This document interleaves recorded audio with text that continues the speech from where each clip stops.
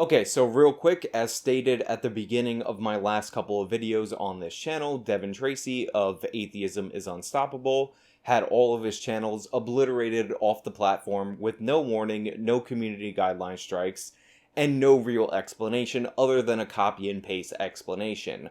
Also, don't care about your opinion on Devon Tracy or any of the other people that were banned from the platform. The idea that we should let YouTube close the Overton window on what is acceptable political speech is ridiculous, and if you support that because of petty disagreements you might have with any of the content creators banned, then I don't support you, and I don't want to hear your explanation and your justification in the comments of this video.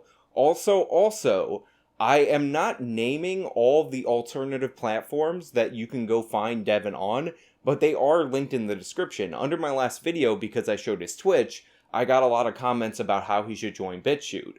Devon is on BitChute. That is linked in the description. He's on Parler, he's on Twitter, he's on all these other platforms. They're all linked in the description, as well as his own personal website, which is also linked in the description. Please click the Show More button before you comment that something's not there, when it's obviously there. But now that we're done talking about far-left censorship on the internet when it comes to major corporations cracking down on what is freedom of expression, I thought it would be good for us to examine far-left communist censorship on a worldwide scale, with a specific focus on the great nation of Hong Kong.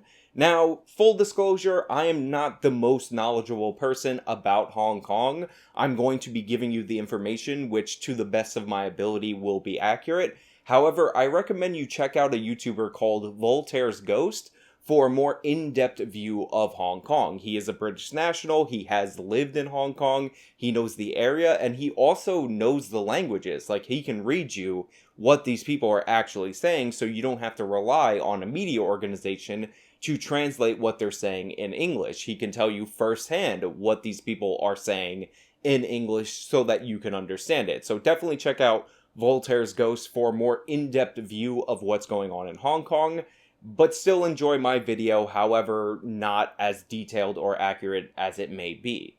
But for those of you who don't know, the people of Hong Kong have been protesting for a long period of time due to the proposed extradition bill that was put forward by the Chinese Communist Party in order to extradite citizens of Hong Kong for things that are not crimes within Hong Kong, but would be crimes in mainland China. Now, obviously, since the 97 handover is supposed to guarantee some level of autonomy for the people of Hong Kong for at least 50 years, and we are nowhere near 50 years past 1997, this was seen as an encroachment on the liberties of the people of Hong Kong, and they came out into the streets to protest an actually authoritarian state.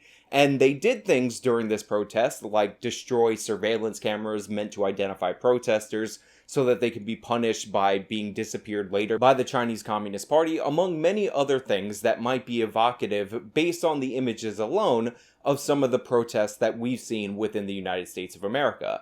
However, there is a gigantic difference between the Chinese protests, or the Hong Kong protests against China, and what we've seen here in the United States of America. These people weren't looting their own businesses. They weren't stealing TVs in the honor of somebody who died at the hands of the police. They were protesting an authoritarian piece of legislation put forward by an authoritarian government that was in direct violation of their rights. Any of the destruction that they committed was specifically targeted at things that were put there by the Chinese Communist Party and used or will be used in the future to curtail the liberties of the people of Hong Kong. Another gigantic distinction between the Hong Kong protesters and those in the United States of America is that they were distinctly pro-American and pro-Western in their protests. While you'll see images here in the USA of people toppling statues of Union leaders during the Civil War, or toppling statues of people like Frederick Douglass, who fought slavery honorably and who was one of the greatest Americans to ever exist in this country, the people of Hong Kong were singing our national anthem in the streets under penalty of persecution. And bright stars through the perilous fight, all the ramparts we watched were so gallantly streaming, and the rocket's red glare, the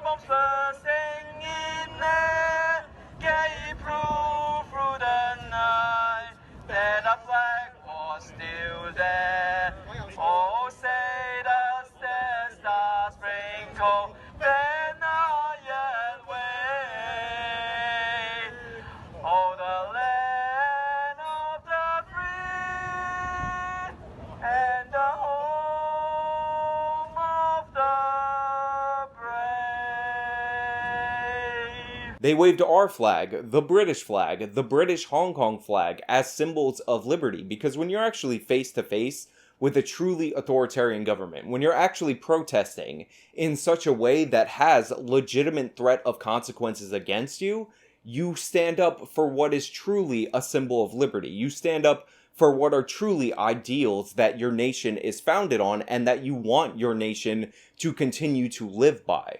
That's what we saw in Hong Kong. It is completely different from what we're seeing in the United States of America. And another way that you could tell that it's completely different from what we're seeing in the United States of America is while it's the popular trendy thing to support the Black Lives Matter riots in the US of A, all the major corporations are on board, Hollywood's on board, every single celebrity is pretending that they are risking their career in order to support these protests, when the best possible thing you could do for your career in any field, not just in Hollywood, is voice unquestioning support for these protests. Mum is the word amongst these supposed civil rights activists when it comes to Hong Kong. Mum is the word amongst the NBA players who are kowtowing to the Chinese government and recently announced that they've repaired their relationship with this authoritarian state. Mum is the word for Hollywood, who has been in bed with the Chinese Communist Party for the last 10 to 15 years. They're too busy exporting China's censorship to the West to actually stand up for people and represent American ideals abroad. They're too busy kowtowing to this party to actually stand up for an oppressed group of people that are literally crying out to be free. Now, unfortunately, at this point, the battle has essentially been lost for Hong Kong.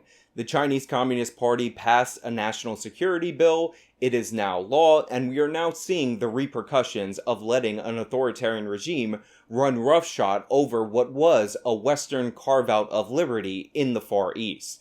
Books are being ripped out of Hong Kong libraries. You can't fly American flags. You can't fly British flags. You can't fly any symbols of liberty in that nation, and people are starting to be disappeared out of Hong Kong for protesting the authoritarian regime of China, which is acting, by the way, completely outside of law and their agreement with the British to give Hong Kong some level of autonomy for 50 years after the handover happened. Among those captured by the Communist Chinese is a 15-year-old girl and citizen of Hong Kong for supposedly threatening the national security when all she was actually doing, likely or even unlikely because communists lie all the time, was advocating for the liberty that is guaranteed as a birthright for the people of Hong Kong and should be protected as per the agreement from the British handover of Hong Kong to the Chinese Communist Party. Now, while the losses have mounted for Hong Kong in recent history, and this is a dark day in world history and yet another time where the oppressive communist ideology is ruining a free and independent people, all hope is not lost. Boris Johnson recently announced that he would allow the people of Hong Kong who were born pre-1997 to have a chance at citizenship in the United Kingdom, because the Hong Kongers are not Chinese. They are a people onto their own, and they are fully in line with British common law and Western ideals, so they should be granted citizenship in British common law held nations, and that includes the United States of America. And for those of you who are not swayed by the moral arguments that the United Kingdom, other British common law nations, including the United States, should take on these people because they are in fact our kin, which they are people who want to live under a free Western society, this isn't a situation where we're taking people that cannot produce for themselves. Hong Kong is not a nation that is rich in natural resources. Their wealth doesn't come from oil, diamonds, gold, or anything that really has to do with the location geographically of Hong Kong.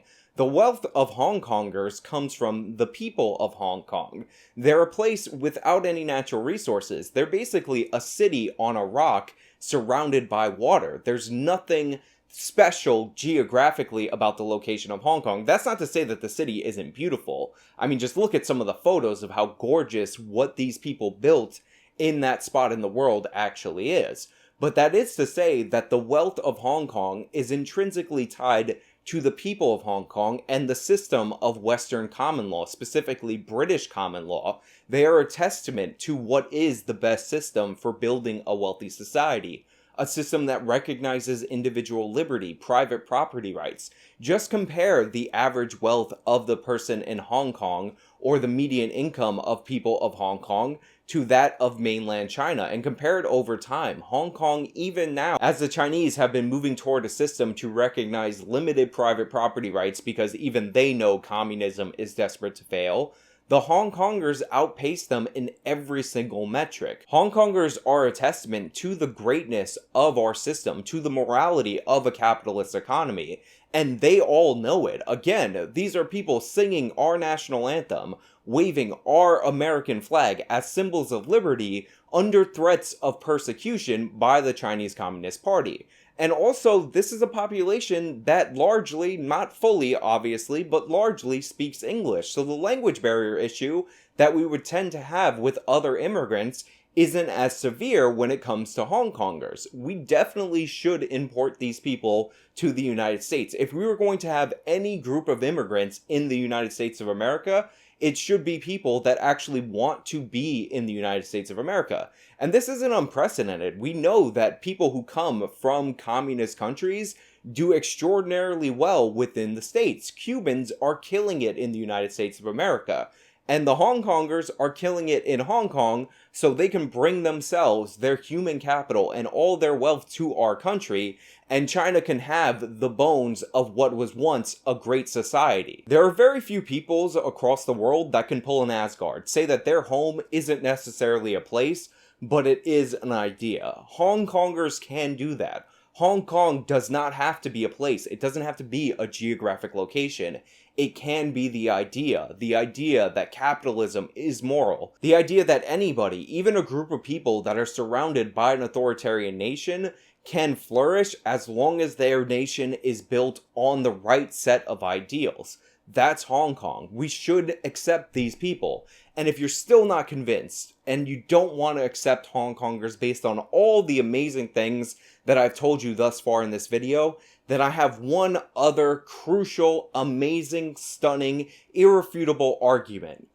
Lauren Chen. That's right, the Lauren Chen, long-term friend of this channel, person that you can meet in person along with me August 16th in Milwaukee at the Better Discourse event, link in the description to get your tickets, is from Hong Kong, or at least her father is from Hong Kong. You can help Lauren Chen get out of the hellhole that is Canada and become an American citizen by supporting all 1997 or all whatever range of Hong Kongers being eligible for the option of citizenship in Western countries. She's stuck in Canada, guys, and we have to get her out. And before you say this isn't what America was intended for, or this isn't what America should be, have you looked at the Statue of Liberty lately? Because I did, and I have to tell you, I've got some photos from people out in my audience, and they have confirmed that they see it too, that Statue of Liberty is looking very Lauren Chen-y. I mean, look at this photo taken by Jellybean Jen, who has a fantastic YouTube channel, by the way, and you can clearly see that Lady Liberty is looking a lot more Lauren-y than you might have imagined that it does. The resemblance there is undeniable, it's indisputable, and I can assure you that that photo was in no way, shape, or form doctored in any way. That's how Lady Liberty looks, and I have extra photos to even prove it from other members of my audience when they visited the Statue of Liberty. This angle comes from the white axe on my Discord server. Also, again, uncanny resemblance to Lauren Chen, not doctored in any way, shape, or form. This version of the photo comes from Roy, who is also posting this in my Discord coincidentally. This is just a phenomenon that naturally was noticed by people in my Discord, and it's undeniable. So yes, based on the Lauren Chen Lady Liberty standard, and the fact that we can free her from Canada, and the fact that the people of Hong Kong, in all seriousness, are people that are crying out literally to be free, we should consider seriously accepting most of these people. And by the way, giving them the option to come doesn't guarantee that all of them are going to come if you're one of those people who's just worried about the raw numbers of immigrants in this country. And if you're somebody who still needs to be convinced, then I propose a 3-to-1 trade of people that want to be free, that wave our American flag, that love our system and our society so much so that they are crying out to join our society, with Antifa. We'll send them 3 Antifa losers that want to censor, that want to live in an authoritarian communist paradise, to China in exchange for Hong Kongers. 3-to-1 trade. I could be swayed on 10-to-1 trade. 10 Antifa for every 1 Hong Konger. But hey, those are just my thoughts and opinions about the situation of Hong Kong. They happen to be 100% correct, as is everything I've ever said. Even the wrong things that I later corrected were also correct when I said them and they were wrong. And the correction was right. So 125% correct, whatever math you want to use. But let me know if you disagree, your wrong opinions down in the comments below.